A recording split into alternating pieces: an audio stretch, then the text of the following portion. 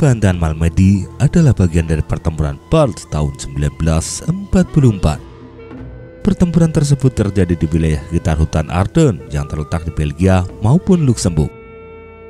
Tujuan utama Jerman adalah untuk merebut pelabuhan Antwerp Belgia serta mengepung 3 kolom pasukan Amerika Serikat, sehingga bisa memaksa AS dan sekutunya untuk melakukan perjanjian damai.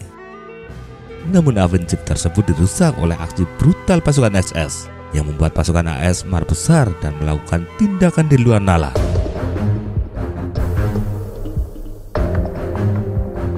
Tanggal 16 Desember 1944, Jerman memulai serangan artileri besar-besaran selama 90 menit dengan ribuan senjata artileri maupun dengan roket jenis V.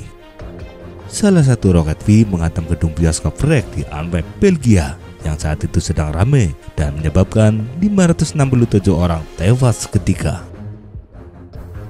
Setelah pemboman artileri, grup angkatan darat B Jerman yang terdiri dari 2 pasukan Panzer dan 1 pasukan infanteri bergerak menyerang posisi pasukan Amerika.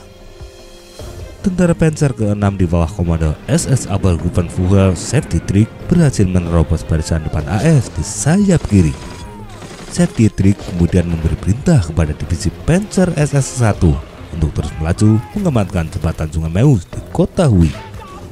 Divisi Panzer SS ke-1 kemudian menugaskan SS Standartenführer Joachim Peiper dan Kamerupnya untuk bergerak. Keesokan harinya tanggal 17 Desember, Kamergruppe Peiper berhasil merebut Honsfeld. Pasukan tersebut kemudian bergerak menuju Tulingen untuk merebut depot bahan bakar. Pasukan Peiper berhasil menawan Lusinan tentara AS dan kemudian mengakhiri duniawi mereka. Menjelang siang, Kamergruppe Peiper yang telah bergerak kembali bertemu dengan konvoi truk batalion artileri lapangan ke-285 AS. Pertempuran pun segera berkobar. Pasukan AS tersebut sedang kebingungan di persimpangan jalan Bagnes 4 km dari pusat kota Malmedy. Mereka hendak bergabung dengan divisi lapis baja ke-7, namun justru malah bertemu dengan Kamergruppe Peiper. Pasukan AS yang hanya bersenjata seadanya tidak berdaya menghadapi Kamergruppe Peiper dan akhirnya memilih menyerah. Tentu akan berbeda jika Jerman menghadapi infanteri atau lintas udara. Peiper tidak peduli terhadap nasib para tawanan. Yang ia lakukan adalah terus maju ke barat menuju Ligneville. Sebagian anggota Kamergruppe Peiper yang tertinggal kemudian mengumpulkan 120 tawanan AS dan membawa mereka ke tanah lapang tak jauh dari persimpangan jalan Bagnes. Para tahanan tersebut kemudian dicampur dengan beberapa tahanan lain yang ditangkap pada hari sebelumnya.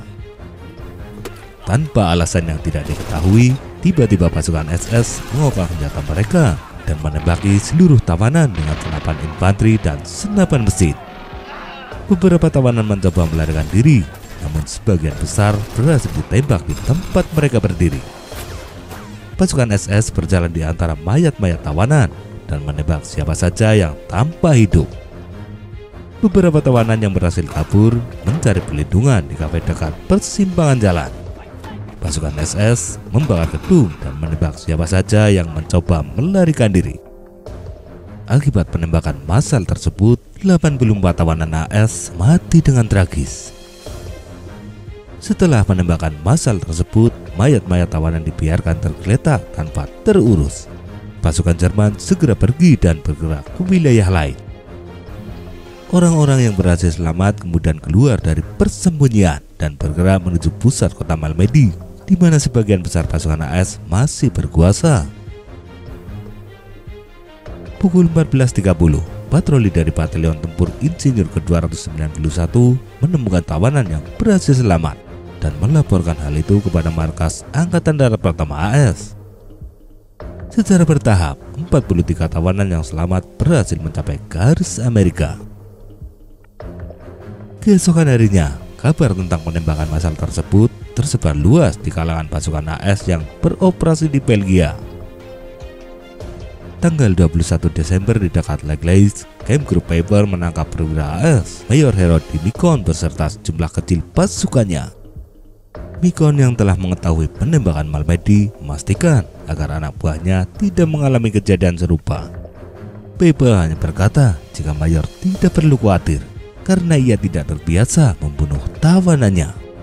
Justru keberadaan Nikon beserta pasukannya cukup berharga untuk Pepper, yaitu hendak digunakan untuk sandera guna meloloskan diri dari tempat tersebut. Karena saat itu kondisi Camp Group Pepper sudah melemah akibat kekurangan bahan bakar, logistik, dan kehilangan 80% pasukan. Berbeda jauh dengan kondisi saat membantai tawanan AS. Di Amerika Serikat dan Eropa, pers mulai ramai menerbitkan kabar pembantaian Malmedy, sehingga kabar tersebut beredar luas di kalangan masyarakat. Departemen Luar Negeri AS sempat meminta bantuan kedutaan Swiss untuk menyampaikan nota protes kepada Jerman. Namun Kementerian Luar Negeri Jerman justru membantah insiden tersebut. Akibat dari penembakan massal Malmedy, Resimen Infanteri ke-328 dari Divisi Infanteri ke-26 AS mengeluarkan perintah resmi untuk tidak mengambil tahanan dari anggota SS maupun pasukan terjun payung. Maka tidak mengherankan jika di penghujung bulan Desember tahun itu, tentara AS banyak membunuhi pasukan SS yang tertangkap. Divisi Infanteri ke-90 AS di SAR juga membunuhi tahanan SS secara sistematis. Hingga akhirnya pimpinan tentara mengeluarkan perintah tegas untuk membiarkan tahanan SS tetap hidup. Namun tetap saja ada pasukan AS yang bandel dan membunuhi para tawanan. Tanggal 1 Januari 1945, pasukan dari divisi lapis baja ke-11 AS yang beroperasi di Chenon Baston membunuh sedikitnya 80 tahanan tentara Jerman. Insiden tersebut kemudian ditutup-tutupi oleh Amerika Serikat. Dan tentu saja para perwira berikut prajurit AS yang terlibat aman-aman saja dari jeratan hukum. Tanggal 14 Januari, pasukan AS berhasil memukul mundur pasukan Jerman dan mencapai persimpangan jalan Bagnes Malmedy. AS kemudian menemukan lokasi penembakan massal tentara mereka. Mayat-mayat para tawanan masih tergeletak tanpa terurus selama 1 bulan lamanya. 72 mayat ditemukan di lapangan dan 12 mayat lainnya ditemukan tak jauh dari lapangan. Ditemukan luka tembakan di kepala pada 40 mayat, pukulan benda tumpul pada 10 mayat, sementara sisanya terluka di pelipis, badan, dan belakang telinga. Setelah berakhirnya Perang Dunia Kedua, Amerika Serikat mulai melacak para anggota SS termasuk eksekutor Malmedy. Tanggal 16 Mei 1946, Sekutu mulai melakukan pengadilan kepada para eksekutor Malmedy dengan kasus nomor 624. Pengadilan tersebut dilaksanakan di bekas kamp konsentrasi Dachau Jerman dengan pembela terdakwa dipimpin oleh Kolonel Willis M. Evergl, sementara penuntut dipimpin oleh Kolonel Barton L. Ellis. Puluhan anggota Camp Group Pepper yang beroperasi di Malmedy ditangkap dan diajukan ke pengadilan, termasuk SS Standartenführer Joachim Pepper dan Komandan Tentara Panzer ke-6 SS Obergruppenführer Septitrig. Kasus yang diajukan adalah penembakan massal tawanan perang Amerika Serikat di sekitar Malmedy, Hohenfeld, Hullingen, Ligneville, Setumont, Laglaise, Chinook, Petiteuil, Troisdorf, Stefflot, Wen, dan Luther Boys antara tanggal 16 Desember 1944 sampai 13 Januari 1945. Serta penembakan massal sekitar 100 warga sipil Belgia di Stefflot. Jumlah korban penembakan massal yang dilakukan oleh Camp Group Pepper selama terjadinya pertempuran Bulge diperkirakan 362 tawanan perang dan 111 warga sipil. Namun ada yang menyebut jika korban dari tawanan perang mencapai 750 orang. Beberapa terdakwa termasuk Pepper mengaku jika mereka dipukuli agar memberikan pengakuan yang sesuai dengan kehendak penyidik. Namun hal tersebut tidak berhasil dikonfirmasi. Pengadilan kemudian memutuskan 43 orang termasuk Pepper divonis hukuman gantung, 22 orang divonis hukuman seumur hidup, 2 orang divonis 20 tahun penjara, 1 orang divonis 15 tahun penjara, dan 5 orang sisanya divonis 10 tahun penjara. Setelah melalui penyelidikan serius, akhirnya terungkap jika para terdakwa memang mengalami kekerasan fisik. Vonis hukuman yang dijatuhkan kemudian direvisi dan tentu saja menimbulkan protes keras di Legiun Amerika yang menginginkan agar semua terdakwa dihukum mati.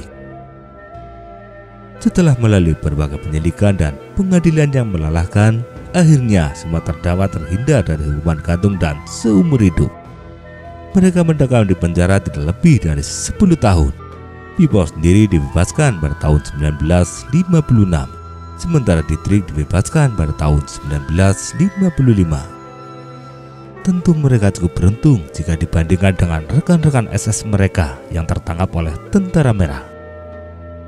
Selain penembakan massal Malmedy, dalam pertempuran Bulk juga terjadi penembakan lain yang dilakukan oleh Divisi Panzer SS ke-1 dengan korban 11 anggota Batalion Artileri Lapangan ke-333 yang semuanya berkulit hitam. Penembakan massal tersebut memang diselidiki, namun pada akhirnya kasus ditutup dan dilupakan begitu saja. Apakah karena berkulit hitam sehingga mereka harus menerima perlakuan yang berbeda? Pastinya hanya mereka yang tahu. Dalam kasus pembantaian balasan di Cannon Baston dan tempat lain, unit Amerika termasuk Divisi Lapis Baja ke-11 sama sekali tidak dihukum. Para tentara hanya mengatakan jika itu sudah terlambat, perang sudah berakhir dan unit-unit sudah dibubarkan. Namun rupanya tidak ada kata terlambat untuk Peiper dan kawan-kawannya. Untuk memperingati penembakan massal oleh Camp Group Peiper, dibangunlah sebuah memorial yang berada di situs kejadian. Nama-nama prajurit yang gugur tertulis di atas batu-batu hitam yang tersusun. Sementara jasad para prajurit telah dipindahkan di pemakaman nasional Gettysburg.